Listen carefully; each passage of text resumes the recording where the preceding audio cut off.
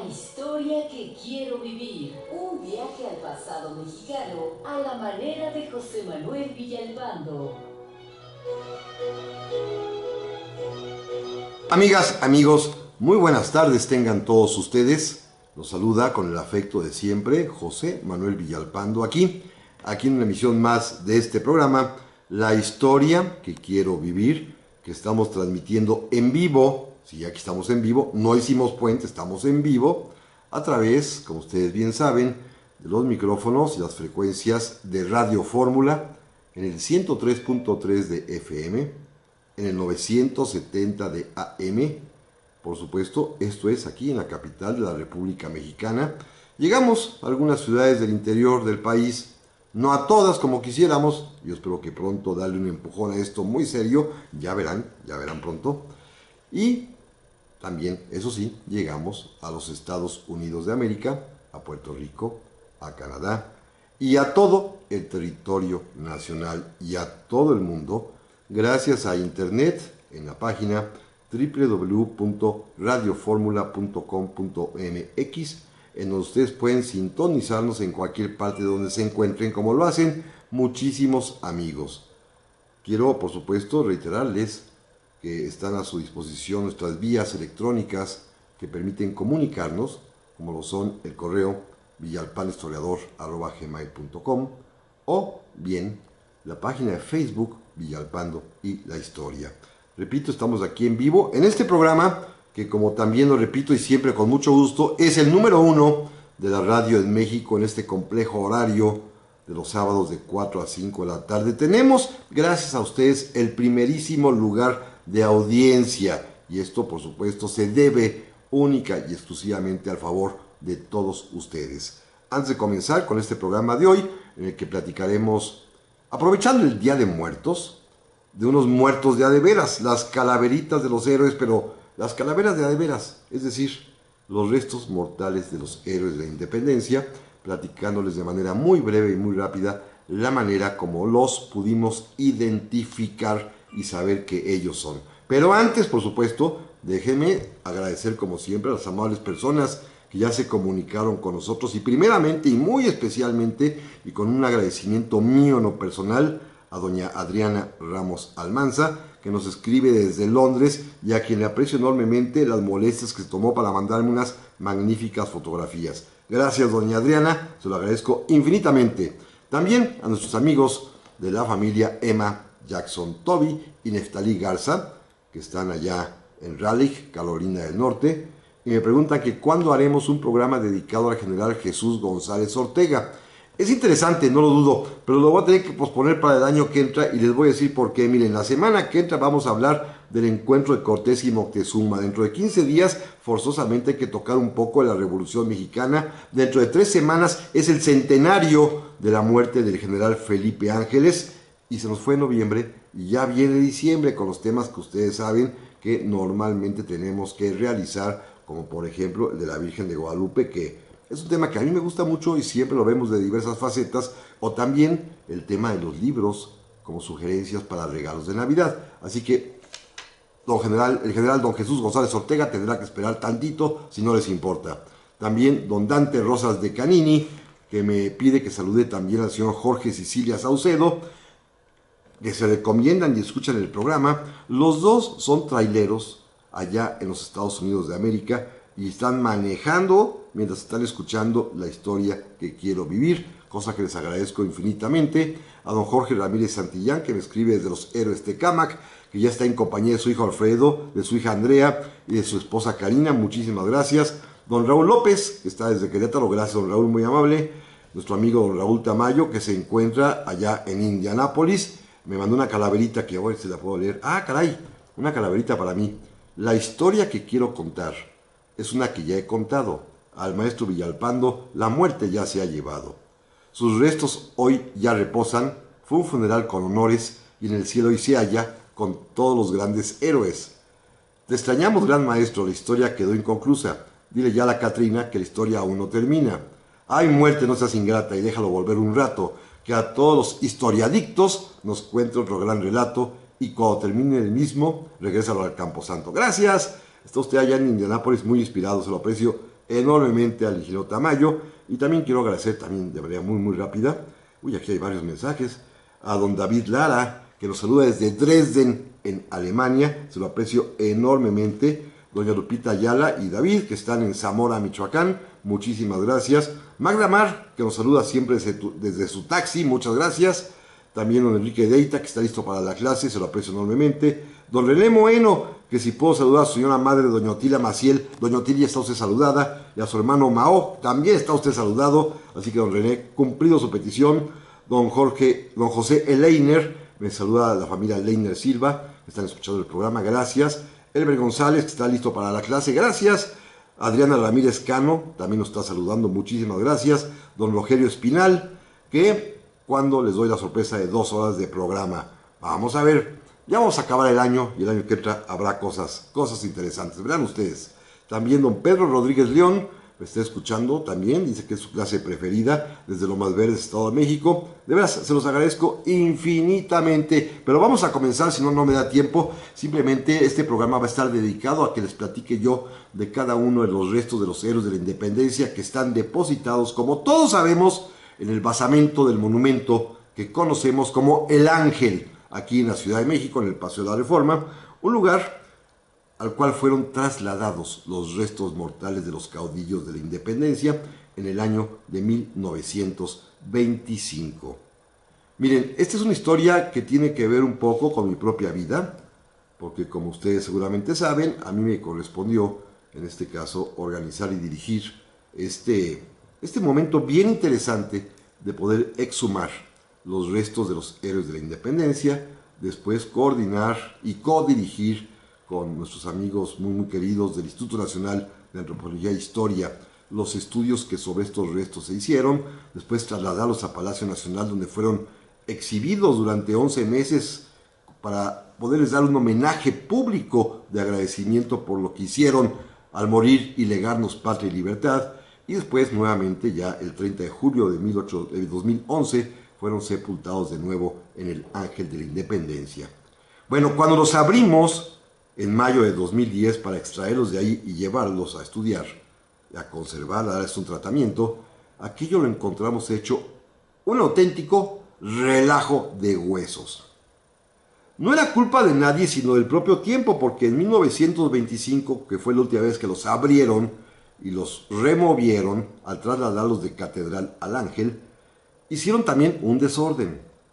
Pero un desorden sobre el desorden ya previo o preexistente que ocasionaron en 1895 los operarios a los cuales el gobierno del general Porfirio Díaz les encomendó darles una arregladita y aseadita a los restos de los héroes que estaban depositados allí desde 1823. Ya todo el siglo XIX también, desde que los restos llegaron a la Catedral Metropolitana justo en el 1823, aquello también fue un desorden. A ver, estamos hablando de una muy mexicana costumbre de tener todo tirado y aventado. Y así, aunque ustedes no me lo crean, estaban los restos de los héroes, que hasta fotografías hay de cómo estaba, en qué incuria, en qué grado de descuido estaban las criptas en catedral. Revueltos, bueno, una cosa espeluznante, y en 1895 cometieron también la torpeza de sacarlos de allí, ponerlos al sol, y hay una fotografía maravillosa en la que en una especie de armario o librero formaron todos los cráneos, en otra repisa todos los fémures, en otra todos los cúbitos, todos los radios, todos los ilíacos, todos los vértebras, de todos revueltos. Imagínense nada más lo que habían hecho. Hay varios tipos de héroes, no en el sentido de calidad heroica, sino en el sentido de una distribución didáctica de cómo podemos examinarlos, y es lo que vamos a hacer el día de hoy. Miren, primero tenemos un paquete de 4 héroes, los 4 iniciadores: Allende, Aldama, Jiménez y por supuesto el padre Hidalgo. Luego hay un segundo paquete o un segundo bloque de héroes que murieron, todos ellos fusilados durante la Guerra de Independencia, en los que están naturalmente Matamoros, Moreno, Mina, Rosales, Víctor Rosales, que ahorita platicaré de él, y José María Morelos y Pavón. Y hay una tercera sección de héroes, que son aquellos que mueren después de la independencia, y que son Vicente Guerrero, Guadalupe Victoria, Nicolás Bravo, Andrés Quintana Roo y su esposa, doña Leona Vicario. Son 3 segmentos divididos. Los 2 primeros, los iniciadores y los que mueren fusilados, los huesos en general de todos estos héroes estaban revueltos, en un desorden absoluto. Los restos de los otros no, porque tenían la ventaja de que al haber muerto después de la guerra, fueron recogidos ya con más cuidado por sus familiares y depositados en sendas urnas individuales. Los demás sí estaban totalmente revueltos. En suma, simplemente miren, en la columna de la Independencia están sepultados 13 varones adultos, una mujer adulta, pero también está una niña y también hay un venado, así como lo escuchan. Y ahorita tengo que platicarles, por supuesto, la historia de este venado que está sepultado allí en la columna de la Independencia, junto con una niña. Hay una niña. Y hay también, pues, 13 varones adultos y una mujer adulta. Y una duda que ahorita les platicaré también. Pero bueno, miren ustedes. En el año de 1811, como todos sabemos, pero bueno, platicamos un momento más. Ya estamos aquí, amigas y amigos, para el segundo bloque de esta tarde. Muchísimas gracias. Gracias, le aprecio muchísimo a Marco Federico, que me saluda desde la colonia Balbuena. Dice que está emocionado por el tema de hoy, se lo aprecio enormemente. También René Moeno, que ¿dónde están los restos de Epigmenio González, que estuvo más de 20 años en las Filipinas? La verdad no sé. Yo creo que están en Querétaro, pero lo ignoro, francamente. Don Jesús Galaviz Pérez, desde La Piedad, Michoacán, por supuesto nos saluda desde allá, y me dice que qué fue el resto del cuerpo de Hidalgo Allende, Aldama y Jiménez, ya que ellos fueron decapitados. Justo a esto voy a entrar en este momentito, nada más en cuanto acabe de saludar a don Jorge R. Chaboya, que nos saluda como siempre, y don Iván García, que me manda otra calaverita que dice: de la mano con la huesuda camina Villalpando, entre tumbas recibe saludos de Nepomuceno y Zaragoza. Cordial es su trato con Hidalgo, a quien culto pregunta: ¿dónde está Morelos? Todo tiene su tiempo, interviene la parca. Hoy te ocupan otros tiempos. Aprieto las memorias de su tiempo, y a ti, mi querido maestro, la historia que quiero vivir es tu tiempo. Muchas gracias, se los aprecio enormemente. Y bueno, decía yo hace un momento que los 4 héroes iniciadores de nuestra independencia, Hidalgo, Allende, Aldama y Jiménez, fueron fusilados entre junio y julio de 1811 en Chihuahua. Ustedes recuerdan, Allende, Aldama y Jiménez el día 26 de junio y el padre Hidalgo el 30 de julio. Los 4 tuvieron una suerte similar en cuanto a sus restos. Se ordenó que fueran decapitados, como bien nos aclararon hace un momentito, efectivamente. Se les cercenó, se les cortó la cabeza. Las cabezas fueron enviadas, como todos sabemos, desde la primaria a la Alhóndiga de Granaditas allá en Guanajuato para ser colgadas en sendas jaulas de metal que fueron cada una de ellas, pues, en una de las esquinas exteriores de este edificio que es cuadrado de la Alhóndiga, y ahí quedaron expuestas desde ese año de 1811 hasta el año de 1821, al final, que fueron retiradas. Estuvieron pues 10 años a la intemperie, 10 años sufriendo la inclemencia del tiempo, la lluvia, el aire, 10 años además en que fueron picoteadas por todas las aves de rapiña, y las que no lo son, que llegaban y se metían en la jaula, que eran de barrotes muy anchos, que ustedes seguramente habrán visto en el propio Museo de la Alhóndiga, ahí tienen una exhibiéndola. Entonces pues sufrieron, o peor, esas cabezas que quedaron finalmente descarnadas y convertidas literalmente en calavera. Los cuerpos fueron sepultados, es decir, del cuello hacia abajo, igualmente en Chihuahua. Allá se quedaron, allá se sepultaron, y más o menos se sabía cómo, en dónde estaban. En 1823, ya el gobierno de la Primera República Mexicana, cuando aún todavía no toma posesión Guadalupe Victoria, pero ya estamos en un programa republicano, se dispuso un gran homenaje a los restos de los héroes de la independencia y se ordenó que fuesen traídos todos a la Ciudad de México. Ya saben cómo somos descentralistas, no queríamos que los restos de los próceres anduvieran por allí diseminados, sino que todos los queríamos en la capital. Y así que los trajeron. Por supuesto, fue muy fácil. En Alhóndiga simplemente pues recogerlas donde las tenían las cabezas, que habían estado colgadas, muy bien identificadas porque se sabía perfectamente bien cuál era cuál, inclusive en aquel tiempo con tinta china en el cráneo, en la parte de arriba, les marcaron unas iniciales a esas cabezas, una H para Hidalgo, una A con una E minúscula para Allende, una A para Aldama y una X para Jiménez. Recuerden que la X es porque la J en aquellos años se escribe con X. El problema fue, justamente como nos anticipaba nuestro amigo hace un momentito, lo que ocurrió en Chihuahua. Más o menos se sabía dónde estaban sepultados el tronco, la cadera, las extremidades inferiores y superiores de los héroes, y efectivamente lograron encontrar el cuerpo del padre Hidalgo, lograron encontrar el cuerpo de Ignacio Allende, lograron encontrar el cuerpo de Mariano Jiménez, pero el que no encontraron o lo confundieron o se atontaron, recuerden que eran sepultureros, desenterradores, no eran antropólogos, ni forenses, ni físicos, Son gente común y corriente que no tiene mayor instrucción y que se dedica a sepultar muertos. Cuando les encargaron de exhumarlos, pues más o menos, pues sí encontraron a 3. Y luego encontraron una cosa ahí rara, unos huesos, y pensaron que eran Juan Aldama. Y así tal cual los tomaron sin fijarse ni qué era, los pusieron en una urna y los mandaron a la Ciudad de México, supuestamente como Juan Aldama. Y me van ustedes a creer que los huesos de Juan Aldama o del supuesto Juan Aldama así se perpetuaron hasta el año de 2010, en que nadie sabía de quién eran esos huesos.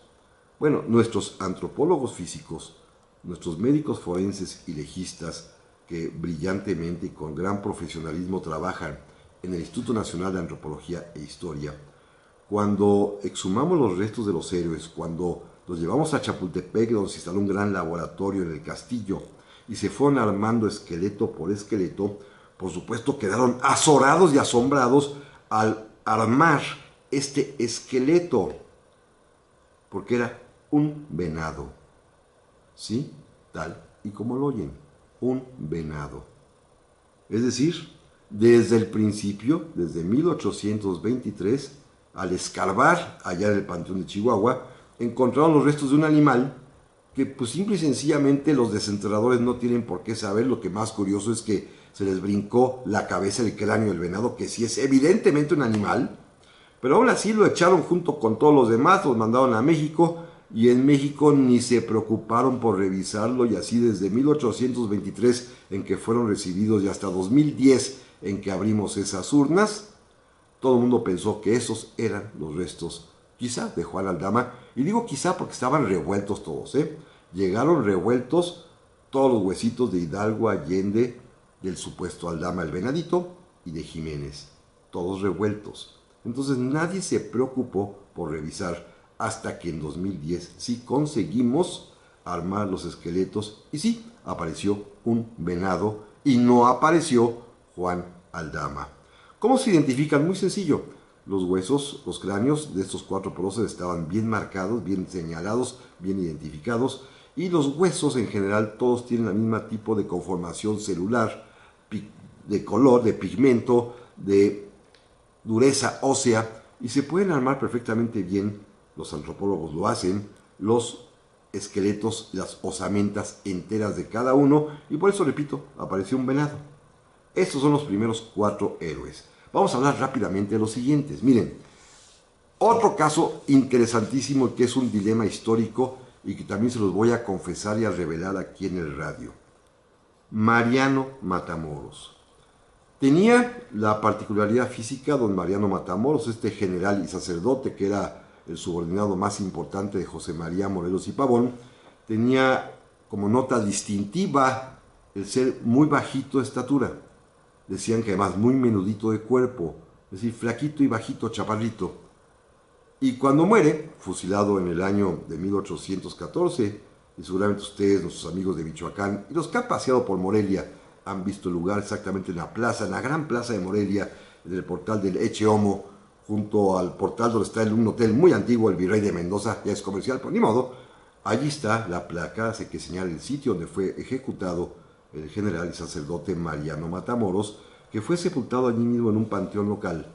Y cuando lo extraen completo, lo llevan a la catedral, y en el desorden de 1895, que repito también, yo no sé quién lo haría, bueno, sí sé, un historiador de la Fuente muy famoso, que hizo un revoltijo ahí tremendo de huesos, se le perdieron los de Mariano Matamoros. Así como me lo oyen, se perdieron. Entonces buscó en los huesos que había en la catedral, que había pues muchos entierros, y se encontró algo parecido, igual de una persona más o menos de baja estatura, cosa que se puede calcular muy bien con una ecuación, con una regla de 3 en realidad, con los fémures de las piernas, se puede calcular cuánto mide una persona, y encontró algo similar, nada más que le falló. Y descubrimos en 2010, y así está ya en los documentos oficiales, que se trata de una mujer desconocida. Mariano Matamoros, los restos mortales de él están perdidos y en su lugar están los de una dama, los de una mujer que no sabemos quién es. ¿Cómo se distinguen? Bueno, los amigos que son médicos lo saben perfectamente bien. Es muy fácil a través del hueso ilíaco, del hueso de la cadera, porque el hueso de la cadera en los varones tiene una abertura o un ángulo de abertura mucho menor que la amplitud enorme que tiene la cadera femenina. Las mujeres tienen las caderas más amplias porque así está conformado el hueso ilíaco, y estos restos que encontramos en el ángel, supuestamente bajo el nombre de Mariano Matamoros, son de una mujer desconocida, y en cambio los restos del propio padre Matamoros están perdidos. Este sí es un caso bien interesante. Otro más que también tiene pues sus cosas curiosas es este otro insurgente de nombre Víctor Rosales. De este nadie sabía que existía, bueno, sí sabían en el siglo XIX, pero de pronto, ya en el siglo XX, en el desbarajuste que hicieron, repito, en 1895, y que nuevamente en 1925 también ocasionaron por las prisas de sacar los restos, porque recuerden que el presidente Calles en ese año estaba en plena guerra cristera, aborrecía a la iglesia y no podía soportar, como lo hicieron don Benito, don Porfirio, Madero, Obregón. Todos fueron a catedral a hacer la guardia de honor frente a los restos de los héroes que estaban en la capilla de San José. Bueno, esto Calles no lo podía soportar, por lo tanto ordenó que sacaran inmediatamente los restos de la catedral, que los llevaran a la columna de la Independencia. Así los llevaron en un desorden tremendo, y en este desorden se les olvidó uno más. Hablamos de él enseguida. Ya estamos aquí, amigas y amigos, para el tercer bloque esta tarde. De veras que hoy el tiempo ha volado. Les agradezco muchísimo a don Joel Cerón Tello su mensaje, muchas gracias. También a don Rafael Aldana, que me escucha desde Ciudad del Carmen, Campeche, muy amable, se lo aprecio. A don Javier Arellano, que nos saluda desde Nueva Orleans y me pregunta que cuándo vamos a hacer un programa sobre el general Ángeles con pretexto del nuevo aeropuerto. Mire, don Javier, con pretexto del nuevo aeropuerto, por supuesto que no. Lo vamos a hacer, como ya lo comenté hace un ratito, dentro de 1, 2, 3 semanas exactamente, porque vamos a conmemorar el centenario del fusilamiento del general Felipe Ángeles. Recuerden que este año de 2019 hemos cumplido 2 centenarios. Claro, normalmente no se dice quién los mató. En abril hablamos, recuerdan ustedes, de Zapata. Ahora en noviembre, a finales, hablaremos de Ángeles.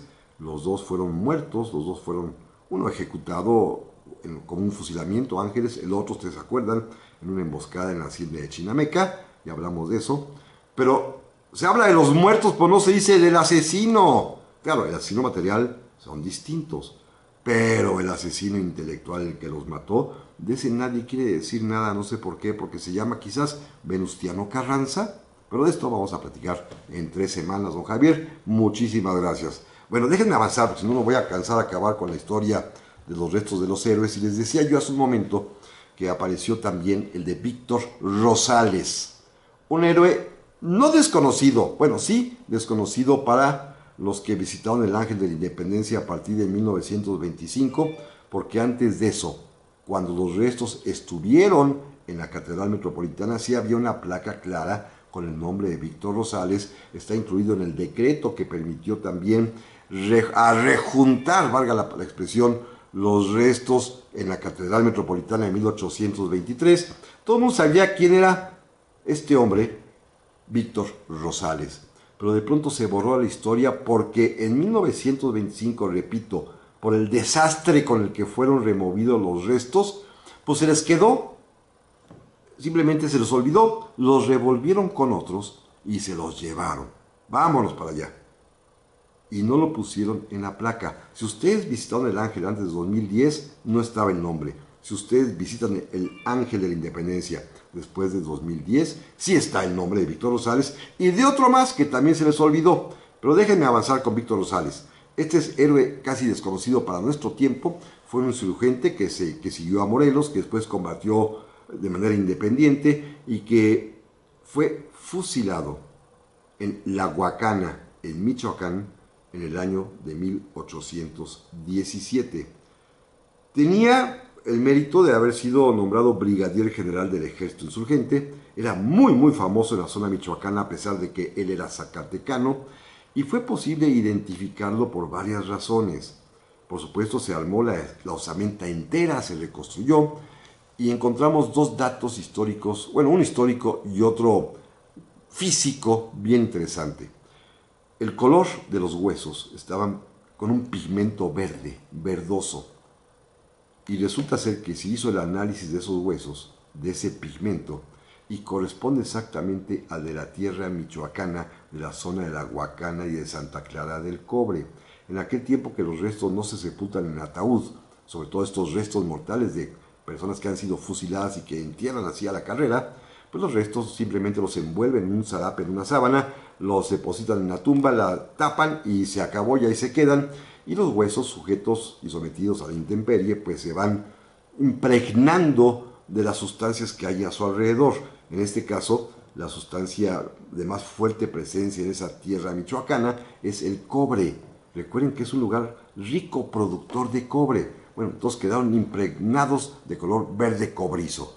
Pero además también el reporte histórico fue importantísimo, ya que se levantó una constancia al momento de que lo fusilaron de que una de las balas le había dado en el rostro y le había destrozado media cara.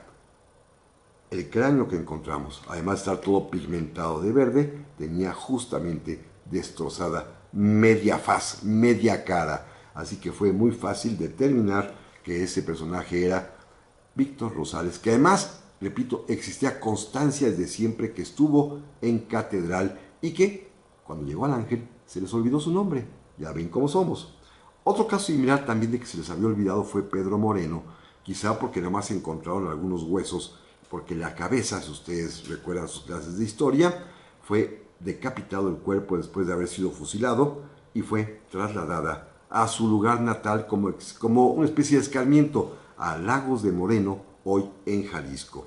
Pedro Moreno fue capturado junto con su amigo Javier Mina en aquella acción del Venadito. ¿Se acuerdan de esta batalla en Guanajuato en la cual los dos pues caen prisioneros? A los dos los van a fusilar, pero a Pedro Moreno, repito, lo decapitan y se llevan la cabeza. Quedaron únicamente los huesos, y específicamente los huesos largos, particularmente los fémures, las tibias, los peronés, el cúbito, el radio, y como decía yo hace un momento, se pueden precisar la altura de los seres humanos a través de su esqueleto gracias al cálculo matemático con una simple regla de 3 con proporciones que se puede hacer a través o a partir de la longitud del fémur.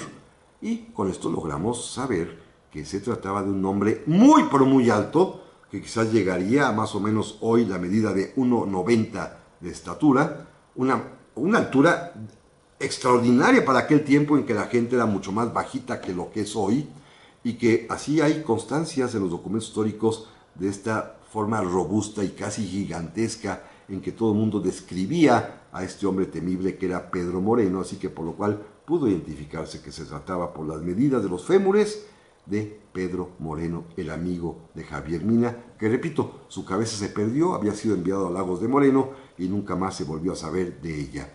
Su amigo Javier Mina también fue fusilado, también fue sepultado, a él no se le decapita, y también se rescataron sus restos en 1823, llegaron a la Ciudad de México, permanecieron más o menos identificados y fue de alguna manera el más sencillo de poder encontrar quién era, y por una particularidad anatómica que le pasa a todos los seres humanos. Ustedes recuerdan que a los niños, a los recién nacidos, todavía no les cierra la mollera, que tenemos todos un huequito acá en la parte de arriba de la cabeza y que pues está blandito y se puede meter hasta el dedo, ¿verdad? Con mucho cuidado, y hay un agujerito ahí que tarda en cerrar y poco a poco va finalmente, ya con el paso de los años, integrándose por completo el cerebro. Pero anatómicamente se sabe que hasta después de los 30, un poquito más de años, es cuando cierra la perfección, y por lo tanto durante la juventud las costuras intercraneales en los restos humanos, en los cráneos, que son notoriamente pues pronunciadas, se pueden ver a simple vista, inclusive tienen hasta canalitos, las juntas entre el occipital y el parietal y los huesos que tenemos en la cabeza. La apertura de ellas, mayor o menor, indica el año de vida en que está ese sujeto. Y repito, Mina fue fácil, porque fácilmente fue, inmediatamente por los médicos legistas y antropólogos físicos, determinado que se trataba de un individuo menor de 30 años. Y eso sabemos muy bien, que Javier Mina fue fusilado a los 29 años de su edad. Así que este jovencillo Mina fue fácilmente identificado. Problema mayor representaba, y ya hemos platicado mucho del tema, José María Morelos y Pavón. ¿Se acuerdan inclusive que dedicamos hace algunos meses un programa específico a Juan Nepomuceno Almonte, el hijo de Morelos, cuando inclusive se le acusó, se le achacó que se había robado los restos de su padre, que se los había llevado a París y que había sido sepultado con él por petición suya en el cementerio del Père Lachaise, allá en la capital de Francia? Y se acuerdan que les platiqué que yo abrí esa tumba y que no encontré nada más que el propio cuerpo de Almonte, que estaba bien conservadito, eso sí. Bueno, finalmente estaba perdido, o supuestamente perdido. ¿Dónde estaban los restos de Morelos? Estaban allí mismo en el Ángel de la Independencia, donde está hoy en día, pero repito, era tal el revoltijo que no se sabía dónde estaba cada uno de ellos.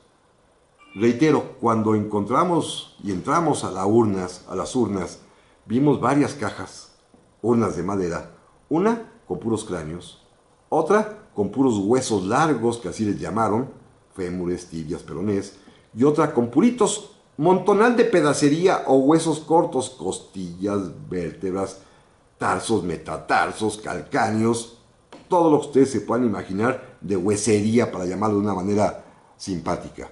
Bueno, había que armar esqueletos y los científicos del Instituto Nacional de Antropología e Historia lo hicieron, armaron todos y les sobraba uno. ¿Quién sobra? Pues evidentemente Morelos, y por varias razones. Primera, fíjense qué interesante, la primera, la altura que se puede desprender del cálculo a partir de los fémures da un hombre de 1,52, 1,54 de estatura.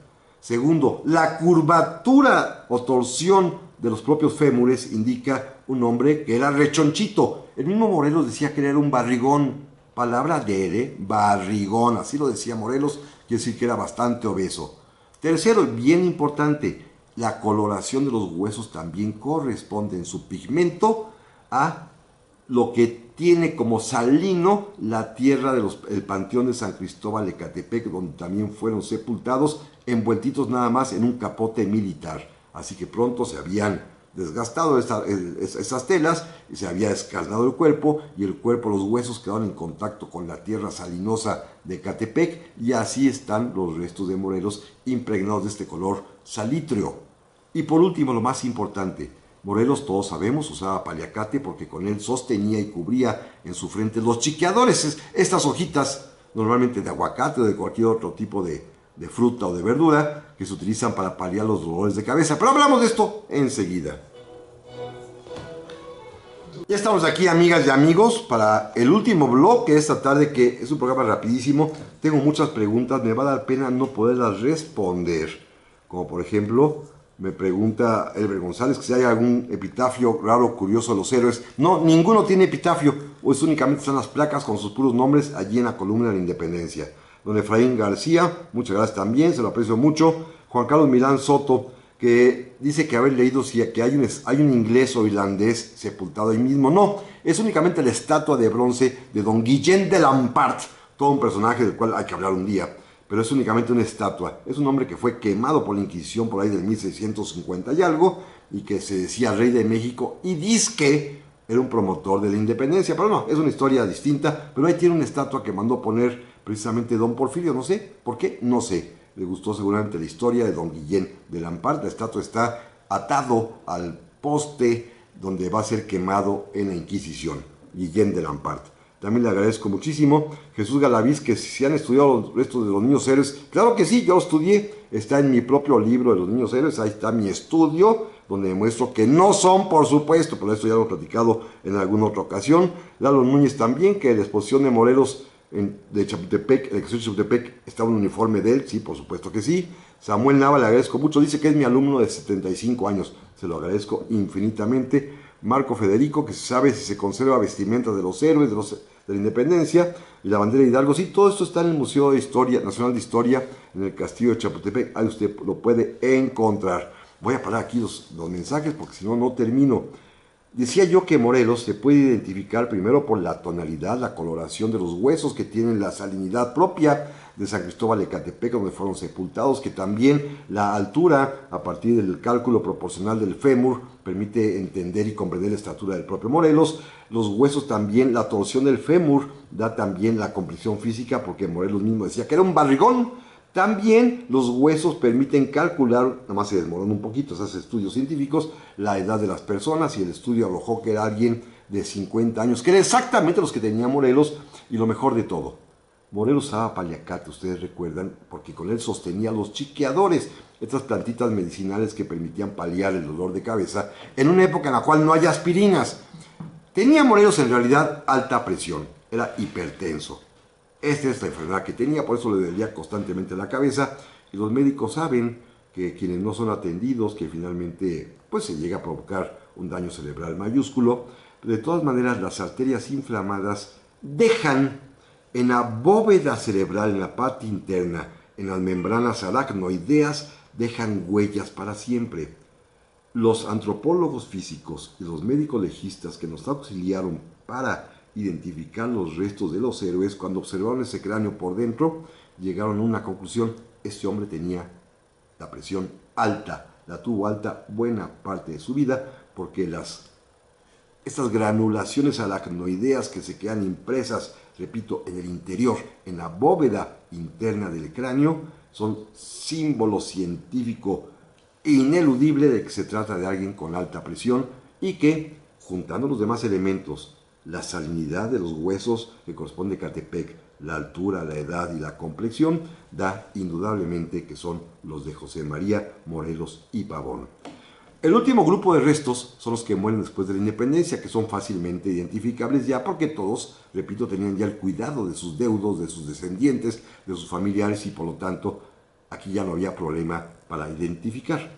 Están ahí los de Vicente Guerrero, con la particularidad que, lo he platicado en otras ocasiones, estaban barnizados porque su hija, doña Guadalupe Guerrero, su esposo Mariano Rivera Palacio, y el nieto, don Vicente Rivera Palacio, nuestro general, escritor, los barnizaron para protegerlos, y además con la característica muy peculiar de que los huesos de un brazo tiene rota la articulación del codo, y por lo tanto están en una forma de B chica o de un compás, y por eso en los retratos, en las fotografías, en los cuadros, bueno, no había fotografías, perdone la mala expresión, Guerrero siempre aparece con la mano metida en la solapa, como si fuera pose muy napoleónica, pero no, lo que pasa es que no podía mover el codo, y así quedaron los huesos para siempre, producto de una herida mal cuidada, en una época donde no había ortopedistas, y el codo se queda pegado por completo y el brazo en forma de una B chica, y así están sepultados.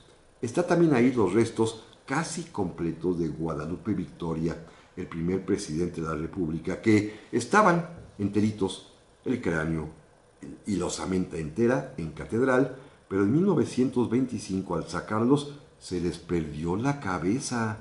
Se perdió el cráneo de Guadalupe Victoria, ¿ustedes creen? ¿Dónde estaba? Fue a dar a Palacio Nacional. Recuerden que en ese momento el presidente de la República, Plutarco Elías Calles, además de odiar a la iglesia, era espiritista y hablaba con los muertos y quiso tener un diálogo. Esto es real, aunque no me lo crean, ¿eh?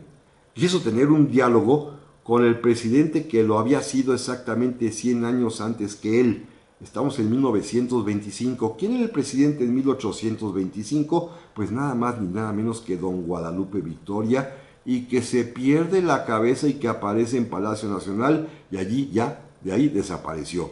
Pero ya imagino a don Plutarco en su escritorio presidencial, teniendo enfrente el cráneo de Guadalupe Victoria y platicando a través de un medium sus experiencias como presidente 100 años atrás de México. Pues se volaron la cabeza de Victoria, y esto es real, ¿eh? No está la cabeza de Victoria.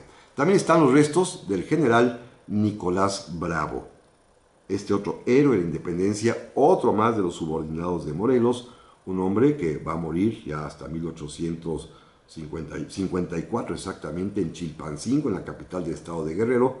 Un hombre además también, que ustedes recuerdan, en su juventud tuvo actos no solamente heroicos, sino de una generosidad abundante, como aquella vez que Morelos le ordenó que fusilara a 200 prisioneros realistas porque a su padre, a don Leonardo Bravo, lo acababan de ejecutar, y él, el joven Nicolás, decidió perdonarlos. Bueno, este hombre, que también va a ser el derrotado en Chapultepec en 1847, un hombre que fue presidente de la República 3 veces, tuvo en vida muchos premios y distinciones.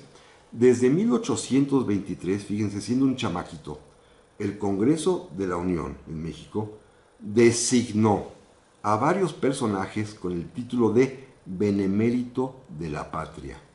Por supuesto, a todos los iniciadores de la independencia, a todos los que murieron en la guerra, pero se lo otorgaron en vida, estando vivo, a Nicolás Bravo, Benemérito de la Patria.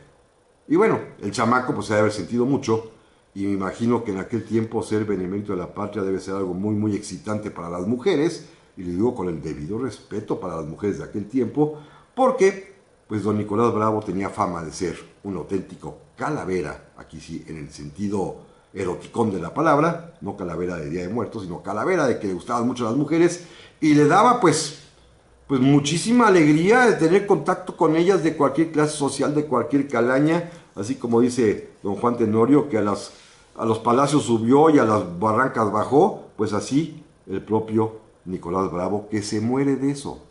Los huesos, en los huesos quedan impresas para siempre ciertas enfermedades, así como la tuberculosis se queda también marcada.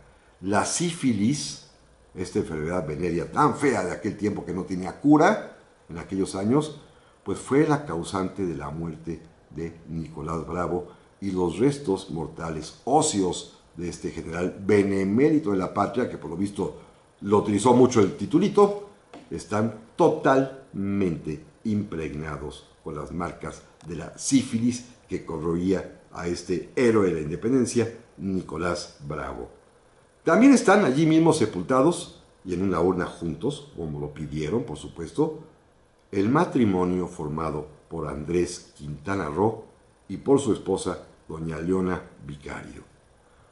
Un matrimonio, yo diría que ejemplar, con una historia de amor muy, muy bonita que surgió desde los días de la independencia, cuando él era un joven abogado que tuvo que salir huyendo de la Ciudad de México, y su novia Leona pues se quedó encerrada, que recuerden ustedes la leyenda, que es real, de que ella dio su dinero porque era una muchacha pues muy, muy rica, para comprar una imprenta, que Morelos la mandó a rescatar, cosa que platicamos ya alguna vez, que Morelos mismo es quien casa a esta pareja, y que ellos dos, pues a partir de 1813, que ya están juntos, pues van a acompañar a la independencia mexicana, sufriendo lo indecible, porque estuvieron prisioneros, pero además estuvieron fugitivos, y en una de estas, en una cueva, dio a luz doña Leona, su primera hija, llamada Genoveva.